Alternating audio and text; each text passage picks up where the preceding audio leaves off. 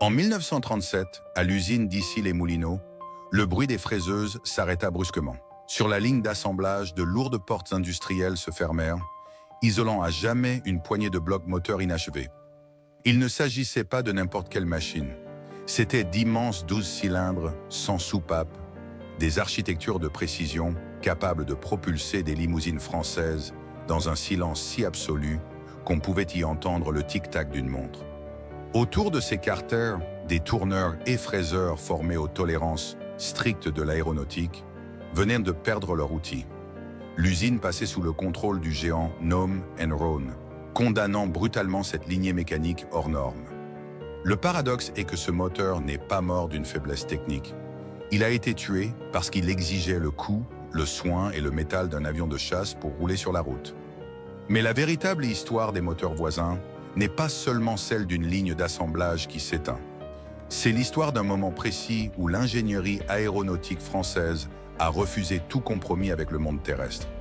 Chaque semaine, nous racontons les histoires des moteurs français, des usines, des ateliers et des noms industriels qui ont un jour appris au pays comment pouvait sonner la puissance et ce qui s'est passé lorsque le marché a avancé. Abonnez-vous si cette histoire compte pour vous. L'histoire ne commence pas avec la nostalgie, mais avec un lieu précis, à Issy-les-Moulineaux, en 1919. En 1919, la Première Guerre mondiale s'achève. Pour la France, c'est une victoire. Pour l'usine de Gabriel Voisin, située à Issy-les-Moulineaux, en bord de Seine, c'est un effondrement industriel imminent. Pendant le conflit, cette usine a fonctionné jour et nuit, produisant plus de 10 000 avions pour l'armée française.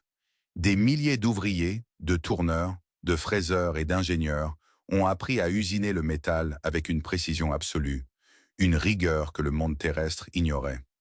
Mais du jour au lendemain, les canons se taisent et les contrats militaires s'évaporent.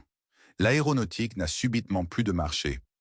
Pour sauver son usine, ses machines et ses ouvriers, Gabriel Voisin doit redescendre sur Terre. Il décide de fabriquer des automobiles. Mais lorsqu'il examine le parc automobile français de l'époque, il est terrifié par la médiocrité mécanique qu'il y trouve. En 1919, un moteur à combustion interne classique, un moteur qui brûle le carburant à l'intérieur des cylindres pour produire du mouvement, est une machine brutale. Les constructeurs de l'époque utilisent presque tous des systèmes de distribution à soupapes à l'air libre. Ces soupapes, les tiges métalliques qui s'ouvrent et se ferment des centaines de fois par minute pour laisser entrer l'air et sortir les gaz d'échappement, sont bruyantes, fragiles et nécessitent un entretien constant. Un moteur automobile de l'après-guerre claque, crache de l'huile, vibre violemment et exige qu'un mécanicien règle les jeux de soupape presque chaque semaine. Pour un esprit façonné par l'aviation, où la moindre défaillance en vol est fatale et où l'aérodynamisme exige la fluidité absolue, ce bruit métallique est inacceptable. Le bruit est la preuve d'un choc, d'une friction inutile, d'une perte d'énergie. Voisin ne voit pas une automobile de luxe, il voit un tracteur mal conçu. Il refuse de perfectionner un système qu'il juge fondamentalement défectueux. Il refuse d'améliorer la soupape traditionnelle. Il veut l'éliminer. C'est à ce moment qu'il acquiert les droits d'une invention américaine, le brevet Knight, qui décrit un moteur sans soupape. Le moteur sans soupape, un système où des chemises coulissantes, d'épais cylindres creux en fonte, glissent silencieusement de haut en bas pour ouvrir et fermer les lumières d'admission et d'échappement, remplaçant ainsi les soupapes traditionnelles, est une merveille théorique. Sur le papier, il élimine tout bruit de claquement. Mieux encore, plus le moteur tourne, plus le film d'huile et la fine couche de calamine assurent l'étanchéité parfaite de ses chemises, rendant le bloc de plus en plus silencieux et souple avec le temps. Cependant, il y a un problème technique majeur qui a dissuadé la majorité des constructeurs français, le coût et la difficulté de l'usinage. Pour qu'un moteur sans soupape fonctionne sans se gripper sous l'effet de la chaleur, la tolérance entre les chemises coulissantes et la paroi du bloc moteur doit être calculée au micron près. Pour un garage de province ou une fonderie automobile standard de 1919, c'est une impossibilité technique et financière. Mais pour l'usine d'Issy-les-Moulineaux, ce n'est pas un obstacle. C'est exactement le type de contrainte que leurs tourneurs et fraiseurs aéronautiques résolvaient tous les jours pour les moteurs d'avions de chasse. Voisin comprend que son véritable avantage concurrentiel n'est pas l'automobile elle-même, mais le niveau de compétence extrême de sa main-d'œuvre. L'usine d'aviation va construire un moteur de route avec les standards d'un appareil de vol. En 1919, l'usine dévoile sa première création automobile, la Voisin 18 CV, d'abord nommée Type M1, puis rapidement renommée C1. Sous le capot se trouve le manifeste mécanique de Gabriel Voisin. C'est un moteur à 4 cylindres, un bloc où 4 pistons travaillent en ligne pour fournir la puissance, affichant une cylindrée généreuse de 3969 cm3. La cylindrée, le volume total déplacé par les pistons à l'intérieur des cylindres, était imposante pour l'époque, garantissant un couple massif. Le couple, la force de rotation brute du moteur, ressentie par le conducteur comme la capacité à tirer le lourd véhicule sans effort, permet à la voiture de se déplacer avec une souplesse inattendue, sans avoir à monter dans les tours. L'entrée de ce moteur sur le marché français est un choc sensoriel immédiat. Lorsque les premiers modèles C1 roulent sur les pavés parisiens, les passants s'arrêtent, déconcertés. Il manque quelque chose, le vacarme de la mécanique. Contrairement aux moteurs de la concurrence qui annoncent leur arrivée par un concert de cliquetis métalliques, le 4 cylindres, sans soupape de Voisin, ne produit qu'un léger sifflement d'aspiration au niveau du carburateur, le système qui mélange l'air et l'essence avant de l'envoyer dans les cylindres, et un murmure grave et continu à la sortie de l'échappement. Pour l'élite française épuisée par le fracas de la guerre et secouée par des routes encore chaotiques, ce silence devient la définition ultime du luxe. La Voisin C1 n'est pas seulement un moyen de transport, c'est une capsule d'isolation phonique. Les présidents de la République française, à commencer par Alexandre Millerand, commandent des Voisins pour leurs déplacements officiels. L'usine d'Issy-les-Moulineaux, qui craignait la faillite quelques mois plus tôt, se retrouve inondée de commandes de la part de la haute bourgeoisie, des artistes et des grands industriels. Mais vendre ce moteur exigeait de créer un écosystème entièrement nouveau. Un moteur Voisin ne pouvait pas être réparé par n'importe quel forgeron de village ou mécanicien agricole reconverti. L'entretien délicat des chemises louvoyantes nécessitait des huiles très spécifiques, une compréhension approfondie de la thermodynamique et des manuels d'atelier d'une rigueur absolue. Le système Voisin, c'était l'aéronautique imposée de force à la route. Les carters du moteur étaient fondus en aluminium, un métal léger et onéreux que l'industrie automobile classique réservait alors exclusivement à la compétition. Chaque moteur qui sortait d'Issy-les-Moulineaux était longuement testé au banc d'essai, écouté par des motoristes qui traquaient la moindre vibration parasite avec la concentration d'accordeurs de piano. Si une pièce n'était pas absolument parfaite, elle était impitoyablement rejetée et refondue. Dans cette France des années 1920, le pays découvrait qu'une usine pouvait fonctionner en refusant tout compromis financier face à la technique. Le moteur fonctionnait avec une douceur irréelle, prouvant que l'intelligence industrielle pouvait effacer la brutalité inhérente de la machine à explosion. Le pari de Gabriel Voisin semblait gagné. Il avait imposé un silence d'avion à un monde automobile fait de bruit et de cambouis. La mécanique était prête. Voisin allait maintenant prouver que ce silence n'était pas seulement une curiosité luxueuse pour chef d'État, mais une arme redoutable, capable de briser les limites même de la vitesse et de la compétition. L'usine d'Issy-les-Moulineaux ne ressemblait pas à une usine automobile classique de l'entre-deux-guerres. En y pénétrant, on ne voyait pas de longues chaînes de montage empilant des pièces à la hâte comme chez Renault à Billancourt. On y trouvait de vastes bancs d'ajustage où des hommes en blouse de travail mesuraient des cylindres avec une minutie obsessionnelle. C'est dans ce silence d'atelier, loin des fonderies bruyantes, que prit véritablement forme le miracle mécanique de Gabriel Voisin, la maîtrise totale de la technologie sans soupape. Le moteur sans soupape, un système où des chemises coulissantes remplacent les soupapes traditionnelles pour éliminer tout bruit de claquement, était sur le papier une idée merveilleuse, brevetée à l'origine par l'Américain Charles Knight. Mais entre le dessin industriel et le bloc de métal, il y avait un gouffre d'ingénierie. Dans un moteur thermique classique, un arbre à cames, l'arbre qui commande l'ouverture et la fermeture des soupapes, pousse violemment une tige métallique pour laisser entrer l'air ou sortir les gaz, créant un choc mécanique brutal des milliers de fois par minute. Voisin, hanté par la perfection fluide de l'aéronautique, détestait ce choc physique. Il le considérait comme une erreur de conception primitive. Dans le bloc moteur voisin, l'architecture était totalement différente et fascinante à observer sur un établi.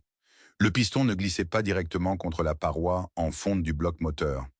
La structure principale qui contient les cylindres et les pièces centrales du moteur. Il glissait à l'intérieur d'une première chemise, un fin cylindre de métal creux, qui elle-même glissait dans une seconde chemise, qui glissait enfin dans le bloc. Ces deux chemises concentriques montaient et descendaient en silence, entraînées par un petit arbre excentrique.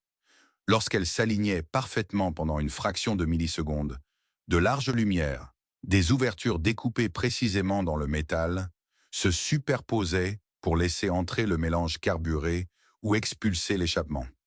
Aucune collision, aucun ressort sous tension, seulement un glissement perpétuel, lubrifié par un film d'huile constant.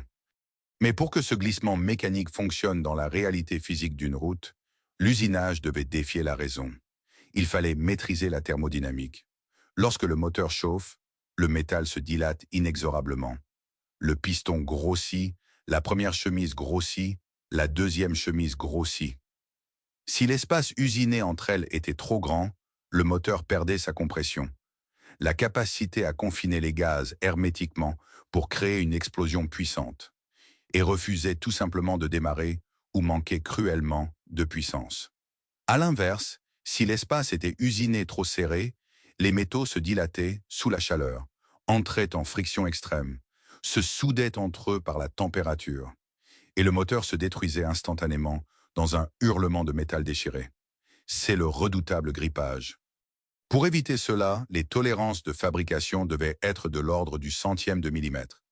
La plupart des constructeurs automobiles français de l'époque étaient financièrement et techniquement incapables de produire une telle précision en série. Mais Gabriel Voisin ne construisait pas des voitures de série. Il appliquait les méthodes de l'aviation de chasse. Ses tourneurs et fraiseurs usaient d'une patience infinie. Chaque moteur exigeait des dizaines d'heures d'ajustage strictement manuel. Ce système de main-d'œuvre était extrêmement coûteux, mais il garantissait une douceur de fonctionnement que l'argent seul ne pouvait généralement pas acheter. Une fois installé sous le long capot d'une berline, le moteur sans soupape de Voisin révélait son plus grand et plus étrange paradoxe mécanique. Il se bonifiait avec le temps et l'usure. Dans un moteur à combustion interne classique, la calamine, le dépôt de carbone durci laissé par la combustion imparfaite de l'essence et de l'huile, est un ennemi mortel qui encrasse les soupapes et détruit les performances. Chez Voisin, la calamine était une alliée structurelle vitale. En s'accumulant dans les micro-rayures des chemises coulissantes, elle créait une étanchéité absolument parfaite. Un moteur Voisin neuf sortant d'ici les Moulineaux était bon. Mais un moteur Voisin après 20 000 kilomètres de routes de campagne ou de grands boulevards parisiens devenait exceptionnel. Le silence s'approfondissait encore. La puissance délivrée devenait parfaitement lisse. Les chauffeurs de maître de la capitale rapportaient souvent qu'au feu rouge, il était littéralement impossible de savoir si le moteur tournait au ralenti sans regarder le manomètre de pression d'huile au tableau de bord. Dans les quartiers riches de la France des années 1920, cette absence totale de vibration devint l'ultime symbole de statut social. Le prix d'une automobile Voisin était prohibitif, mais la clientèle de l'élite payait sans hésiter pour cette capsule d'isolation mécanique. Voisin n'était d'ailleurs pas le seul en France à exploiter le brevet Knight. La vénérable et prestigieuse marque Panhard et Levasseur l'utilisaient également avec succès. Mais là où Panhard visait une bourgeoisie très conservatrice avec de lourdes voitures tranquilles, silencieuses et lentes, Gabriel Voisin voulait prouver que l'absence de soupape n'était pas l'ennemi de la vitesse pure. Ses véritables rivaux sur le segment du luxe rapide et brutal s'appelaient Bugatti à Molsheim ou Hispano-Suiza à Bois-Colombes. Hispano-Suiza construisait d'immenses moteurs dérivés de l'aviation, mais en conservant un système à soupape qui, bien que surpuissant, produisait toujours un bruit mécanique distinctif. Voisin voulait s'humilier en les dépassant dans un silence parfait. Pour prouver que sa mécanique pouvait supporter la torture thermique et battre des records absolus, l'usine envoya ses créations sur l'immense anneau de vitesse de l'autodrome de Linas-Montlhéry, un circuit au virage relevé en béton situé au sud de Paris. C'est sur cette piste impitoyable que le système à chemise louvoyante démontra sa suprématie totale en endurance. À plein régime pendant des heures, un moteur à soupape traditionnel des années 1920 souffrait terriblement. Les ressorts de soupape, poussés à leur limite d'élasticité, finissaient invariablement par s'affoler, se briser ou griller sous la chaleur intense des gaz d'échappement. Dans le moteur voisin, il n'y avait aucun ressort à casser. Il n'y avait aucune soupape à brûler. Tant que la pompe à huile débitait généreusement, les chemises coulissaient de manière fluide, indéfiniment. Sur le béton de Montlhéry, les prototypes profilés de voisins, étudiés en soufflerie, tournaient pendant 24 heures d'affilée à des vitesses moyennes vertigineuses, pulvérisant les records d'endurance, en dépassant souvent les 180 km/h de moyenne. Les spectateurs, les chronométreurs et les journalistes massés au bord de la piste décrivaient tous une scène surréaliste, presque déconcertante. Les voitures d'Issy-les-Moulineaux passaient à pleine vitesse dans la ligne droite, non pas avec le hurlement métallique assourdissant habituel des voitures de course, mais avec un souffle d'air grave, profond, accompagné d'une inévitable traînée de fumée bleue due à la consommation d'huile inhérente au système. La preuve était faite. L'industrie automobile française regardait le travail de Gabriel Voisin avec un mélange fasciné de crainte et d'admiration. L'atelier comprenait parfaitement le moteur et dominait les pistes de vitesse. Mais la nouvelle industrie mondiale n'avait pas encore présenté la facture de cette perfection absolue. Au milieu des années 1920, l'usine d'Issy-les-Moulineaux atteignit son apogée industriel et culturel. Gabriel Voisin n'était plus seulement considéré comme un ancien pionnier de l'aviation essayant de survivre au temps de paix. Il était devenu le maître absolu d'une avant-garde mécanique française qui refusait obstinément les compromis de la grande série. Son entreprise ne produisait pas de simples moyens de transport. Elle fabriquait des manifestes roulants. Pour asseoir cette domination, le bureau d'études de l'usine décida de dépasser le moteur à 4 cylindres pour s'attaquer à la noblesse de la mécanique. Le moteur à 6 cylindres en ligne. Le moteur en ligne, une architecture où les cylindres sont disposés les uns derrière les autres dans un même bloc moteur, possède un avantage physique fondamental, l'équilibre.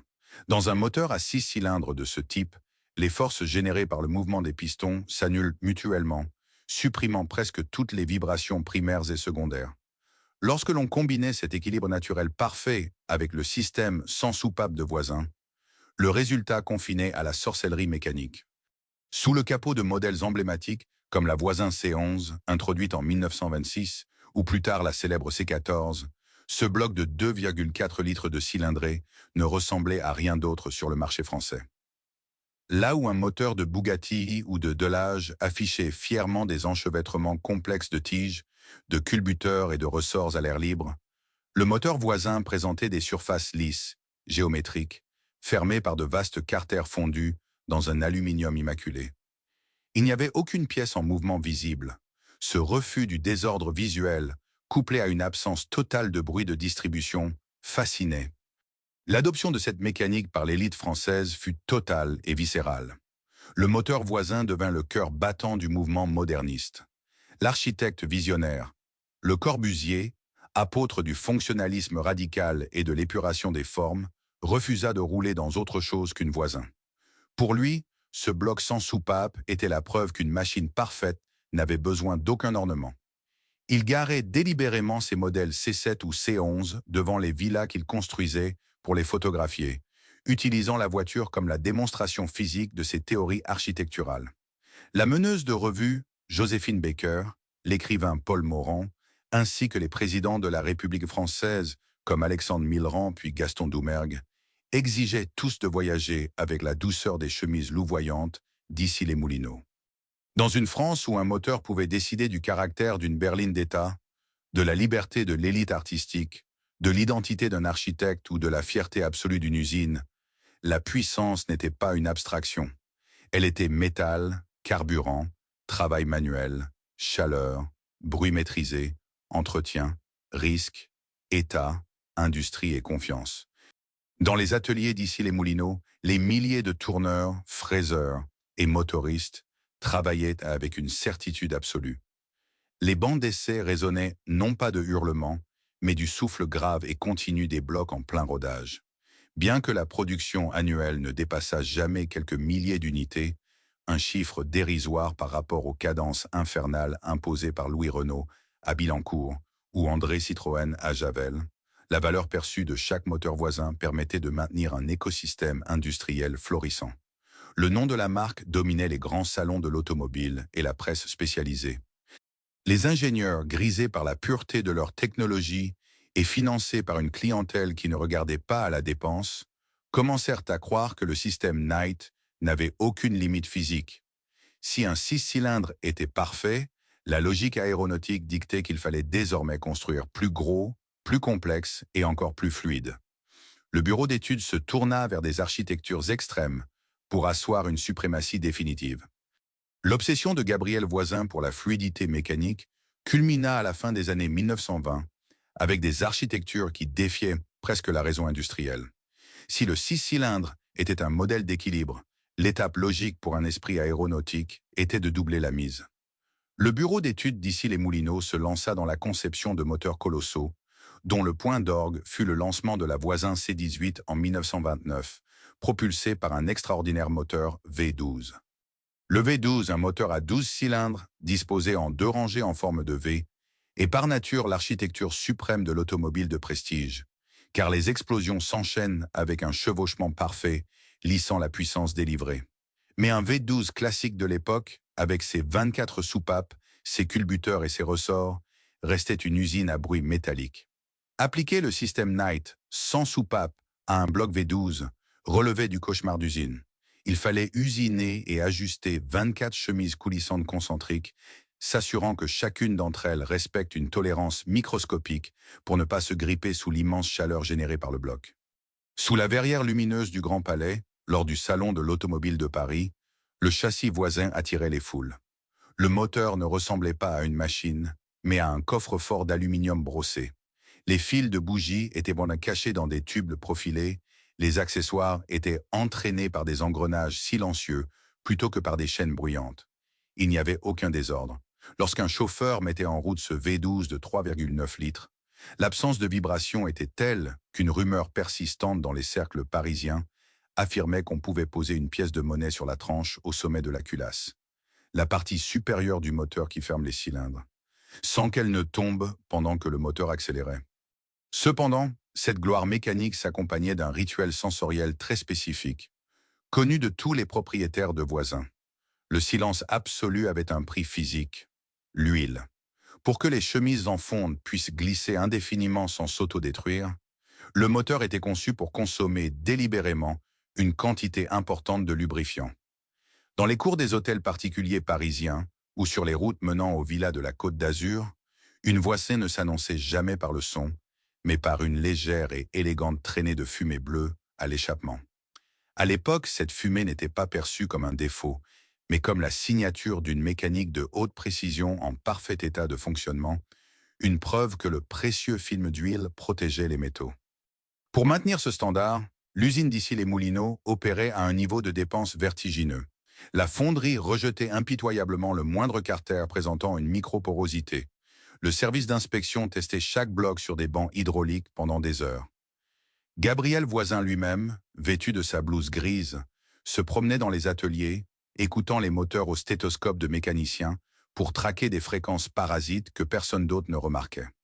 Le réseau de concessionnaires Voisin, trié sur le volet, fonctionnait moins comme un réseau de garage que comme une série de laboratoires détachés.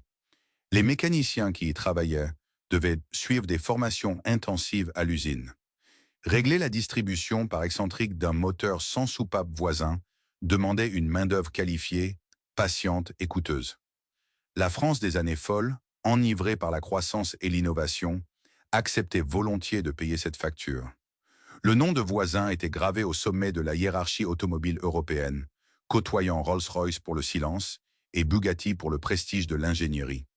L'esprit de l'aviation avait réussi son pari terrestre. La machine tournait dans un silence absolu, avalant les kilomètres sans heurts, enveloppée dans sa fine brume d'huile bleue.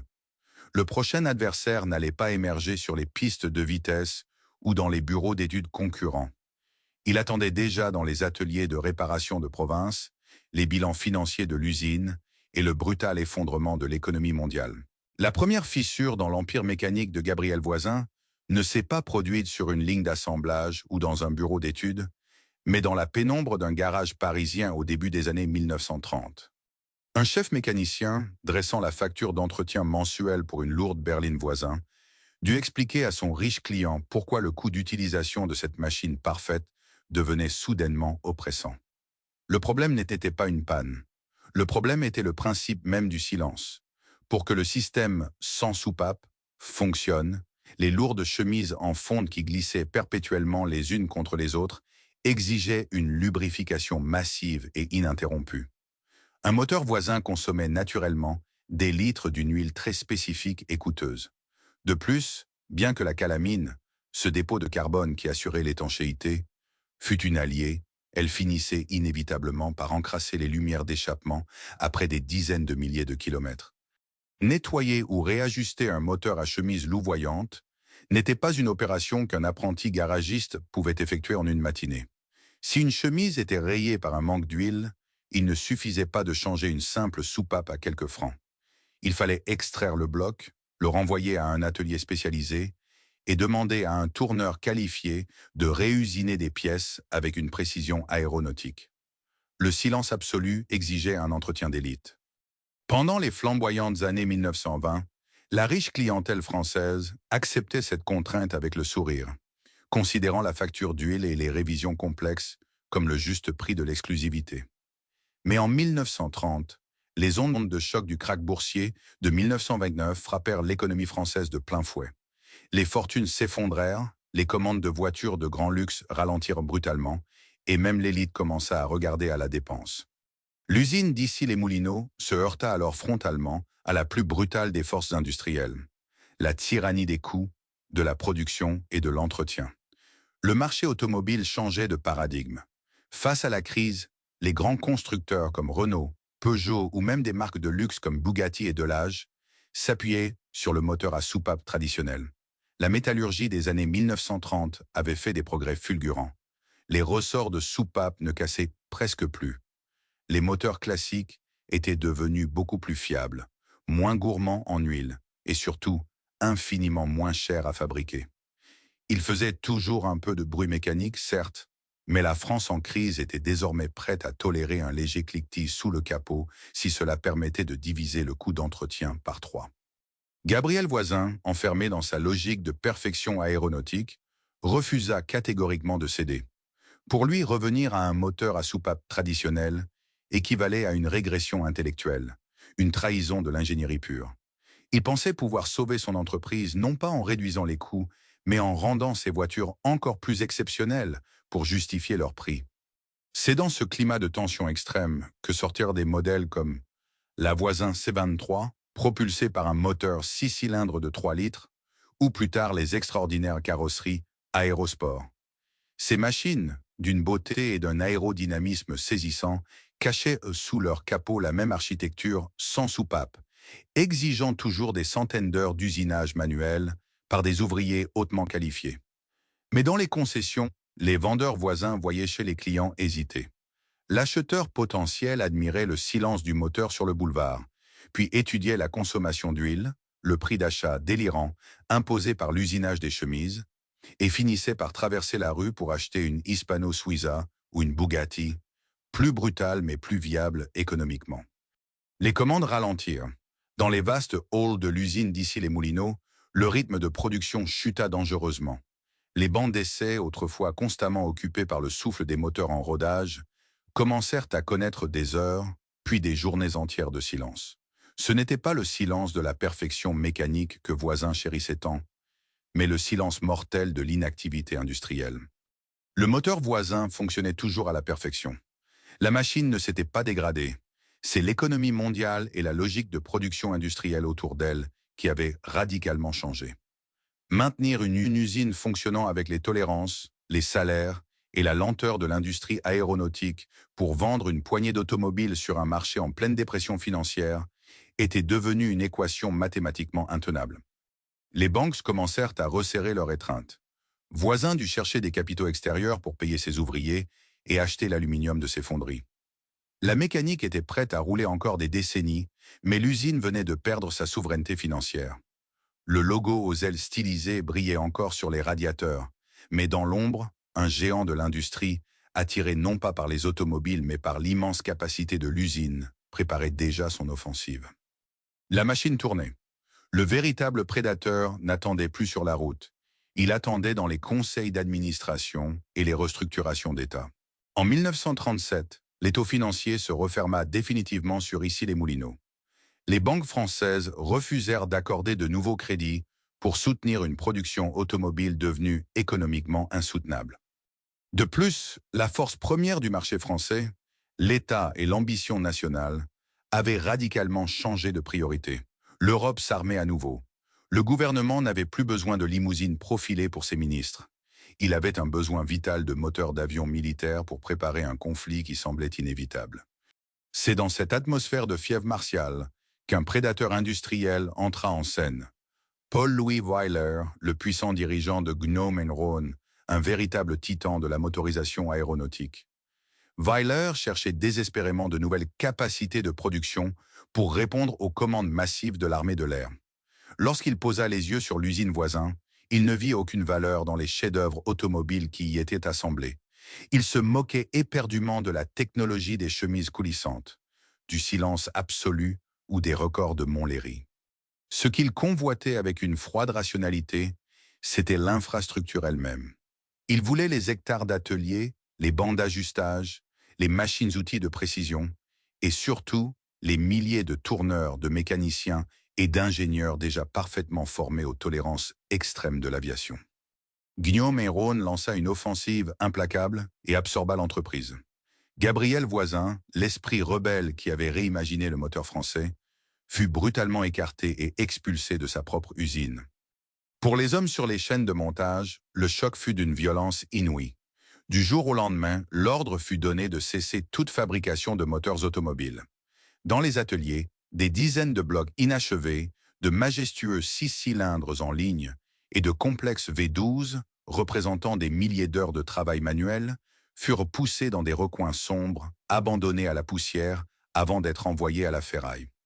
Les bancs d'essai, autrefois méticuleusement réglés pour écouter le murmure sans vibration des voitures de l'élite, furent hâtivement réaménagés. Bientôt, ils se mirent à trembler sous les hurlements assourdissants des moteurs en étoile Gnome Rhône, d'immenses architectures aéronautiques où les cylindres rayonnent autour d'un carter central, conçu pour propulser les bombardiers Lioré et Olivier ou les chasseurs blocs. L'usine d'Issy-les-Moulineaux ne fabriquait plus de silence. Elle fabriquait des armes. La même logique industrielle aéronautique qui avait donné naissance au moteur voisin venait de le détruire pour reprendre son espace. Mais l'humiliation mécanique ne s'arrêta pas là. La nouvelle direction, ayant hérité d'un stock de châssis de limousines C28 invendus, décida de maintenir brièvement la marque en vie par pur cynisme commercial. Cependant, relancer l'usinage du moteur sans soupape coûtait beaucoup trop cher. Gnome Rhône opéra alors une dilution de marque totale, l'affaiblissement mortel d'une marque quand le logo reste sur la calandre, mais que le produit, l'usine et la promesse mécanique changent radicalement. Ils décidèrent d'importer de banals moteurs américains Graham à soupape latérale pour motoriser les derniers voisins. Lorsque ces modèles hybrides arrivèrent dans ce qu'il restait du réseau de concessionnaires, les mécaniciens spécialisés furent horrifiés. Sous le majestueux capot en aluminium, il n'y avait plus d'orfèvrerie. Il y avait un moteur de grande série, lourd qui claquait et vibrait avec la brutalité d'un engin utilitaire. Les clients fortunés, qui savaient reconnaître une voisin les yeux fermés rien qu'au son de son admission d'air, se sentirent trahis. Le contrat de confiance était brisé. Un propriétaire de l'élite ne payait pas une fortune pour qu'un bloc américain bon marché soit caché sous un blason français prestigieux. Le réseau d'assistance s'effondra définitivement. Les garages indépendants de province, spécialisés dans le réglage fin et la lubrification de ces mécaniques exigeantes, virent leurs fournisseurs disparaître. Les pièces détachées spécifiques, ces fameuses chemises en fonte usinées au micron, ne furent plus jamais refabriquées. Si le moteur d'une ancienne C14 ou C23 serrait sur une route de campagne par manque de cette huile si particulière, il devenait irréparable. Les manuels d'atelier aux pages tachées de cambouis devinrent inutiles. Sans pièces et sans usine pour les soutenir, ces chefs-d'œuvre de l'ingénierie furent relégués au fond des granges. Le moteur d'origine fonctionnait encore, mais l'usine avait changé de maître. Les fraiseuses avaient été réquisitionnées. L'assemblage automobile s'était arrêté. Les mécaniciens d'élite retournèrent à la guerre. Le silence absolu devint impossible à financer. Le logo aux ailes stylisées survécut un temps. Le monde qu'il avait créé avait déjà disparu. Gabriel Voisin survécut à la destruction de la Seconde Guerre mondiale. Mais sa philosophie mécanique, elle, ne survécut pas. Dans la France de la reconstruction, dirigée par les urgences du plan Pont, l'État dictait une nouvelle réalité industrielle. L'heure était à la mobilité de masse, à la Renault 4CV et à la Citroën 2CV. Le marché exigeait désormais des moteurs économiques, de petites cylindrées bruyantes, produits à la chaîne avec des métaux bon marché et des tolérances d'usinage indulgentes. Le concept même d'un moteur sans soupape, exigeant des centaines d'heures d'ajustage manuel et le savoir-faire méticuleux de l'aéronautique militaire, était devenu une hérésie absolue. L'esprit d'Issy-les-Moulineaux était définitivement mort, et Gabriel Voisin lui-même, contraint de s'adapter, finit par dessiner de minuscules véhicules utilitaires, animés par de simples moteurs, 2 temps sous-traités, crépitants et sans noblesse. La lignée du silence était brisée. Aujourd'hui, maintenir un moteur Voisin d'avant-guerre en état de marche est l'un des défis les plus complexes et les plus redoutés de la restauration automobile française. Dans les très rares ateliers spécialisés capables d'accepter un tel chantier, les mécaniciens qui ouvrent ces blocs en aluminium se retrouvent face à une véritable énigme d'ingénierie. Lorsqu'une chemise louvoyante est rayée ou qu'un excentrique est usé, le réseau d'assistance n'existe plus. Il n'y a aucun catalogue de pièces numérisées, aucun entrepôt où passer commande. Le restaurateur doit se muer en ingénieur métallurgiste. Il faut recréer la pièce à partir de zéro, retrouver des alliages de fonte spécifiques, réapprendre les coefficients de dilatation thermique depuis longtemps oubliés par l'industrie moderne, et usiner le métal avec des fraiseuses numériques de pointe pour tenter, non sans mal, d'égaler la précision manuelle des ouvriers aéronautiques des années 1920. Dans ces cercles restreints, les anciens manuels d'atelier de l'usine, souvent tachés d'huile et jalousement conservés dans des archives privées, se lisent moins comme de simples guides de réparation que comme des traités de thermodynamique appliqués. Les collectionneurs s'échangent des formules secrètes sur la viscosité exacte des huiles modernes capables de recréer le fameux film, lubrifiant sans lequel la machine s'autodétruit, et discutent longuement de la manière de gérer cette précieuse calamine qui assure l'étanchéité parfaite des cylindres. Ce n'est pas seulement de la nostalgie. Un moteur Voisin préservé aujourd'hui est un argument physique féroce contre la standardisation et la culture automobile moderne. Il prouve qu'il y a eu un moment précis dans l'histoire industrielle française où l'on a refusé d'accepter le bruit et les vibrations comme des fatalités mécaniques. Aujourd'hui, les constructeurs de voitures de sport modernes travaillent minutieusement l'acoustique de leurs échappements pour produire un rugissement agressif, vendant ce bruit comme la preuve ultime de la puissance. Pour Gabriel Voisin et ses motoristes, ce rugissement aurait été perçu comme le constat d'un échec technique pitoyable, la preuve vulgaire d'une énergie cinétique gaspillée en friction interne et en ondes sonores inutiles. Le moteur sans soupape nous rappelle que le luxe absolu, selon l'esprit pionnier de l'aviation, n'était pas l'exhibitionnisme, mais la furtivité. L'ironie historique, la note de bas de page surprenante de cette architecture oubliée, est que Gabriel Voisin avait fondamentalement raison sur la robustesse de son système à haut régime.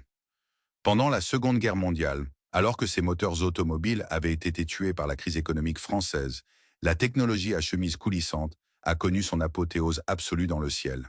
Les grands motoristes britanniques, comme Bristol, ont utilisé cette même architecture pour propulser leurs avions de chasse les plus puissants, prouvant que ce système pouvait supporter des puissances colossales de plus de 2000 chevaux sans jamais griller la moindre soupape. Le concept était parfait pour la guerre, là où le coût vertigineux de l'usinage n'avait aucune importance face à la survie d'un pilote.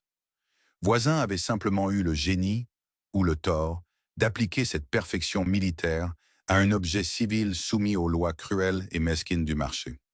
L'usine d'Issy-les-Moulineaux a depuis longtemps disparu, ses murs avalés par l'urbanisation galopante de la région parisienne et les restructurations successives de l'industrie de la défense.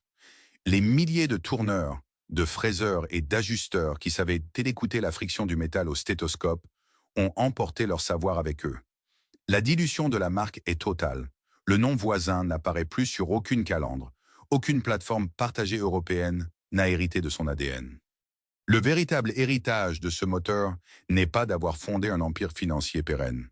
C'est d'avoir poussé la mécanique thermique à son paroxysme de fluidité avant que le marché mondial ne décide que la médiocrité fonctionnelle, tant qu'elle était rentable, était amplement suffisante.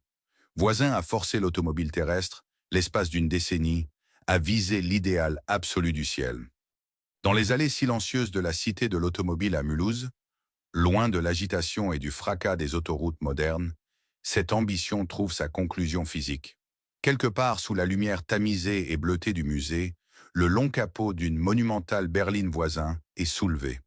À l'intérieur, un immense bloc à 12 cylindres, sans soupape, taillé dans l'aluminium massif, repose en paix. Ces immenses carters lisses brillent doucement, préservant une géométrie impeccable, figée dans le temps, attendant un claquement de métal, un bruit de soupape ou une vibration parasite qui, par la volonté féroce d'un ingénieur aéronautique français, ne viendra plus jamais. À la prochaine histoire.